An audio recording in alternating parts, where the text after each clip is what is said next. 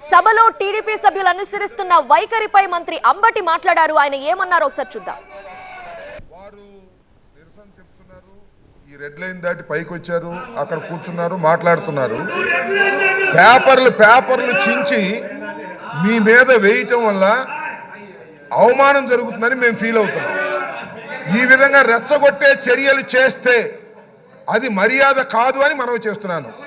మరొక్కసారి మనవి చేస్తున్నాను, మీరు కాగితాలు చించి స్పీకర్ మీద వేయటం అనేది మీరు అవమానకరంగా వ్యవహరిస్తున్నారు. మా సభ్యులను సభను రెచ్చగొడుతున్నారు, జాగ్రత్త.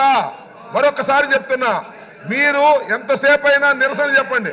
మీరు ఇక్కడ కూర్చుని ఎవరు లేరని కాదు, ఊరికి కాగితాలు చింపి స్పీకర్ మీద వేసి అవమానకరంగా మాట్లాడటం, అవమానకరంగా జెక్చర్స్ ఇవ్వటం పట్ల తీవ్ర నిరసన వ్యక్తం చేస్తున్నాం. మీరు మర్యాద తప్పుతున్నారు, సభా సాంప్రదాయాలను తప్పుతున్నారు. ఇలా సభా సాంప్రదాయాలు తప్పితే మేము కూడా తప్పవలసి ఉంటుంది అనేది గుర్తుపెట్టుకోండి. కాగితాలు చించి ఆ పుస్తకాలు చించి మీరు వేసేటటువంటి ప్రయత్నం చేస్తున్నారు. ఇది మర్యాద కాదు.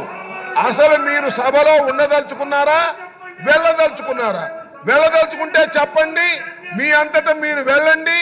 ఒకటి లేదు, సస్పెండ్ చేయించుకుంటారా చేయించుకోండి, లేదు అలా కూడా వెళ్ళరు, మార్షల్తో నెట్టించుకుంటారా నెట్టించుకోండి.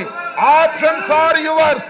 అంతే తప్ప ప్రతిసారి అడ్డం వచ్చి కాగితాలు చింపి, అక్కడ ఉన్నటువంటి అమూల్యమైనటువంటి కాగితాలు చింపి మీరు స్పీకర్ మీద వేయటాన్ని మేము నిరసిస్తున్నాం.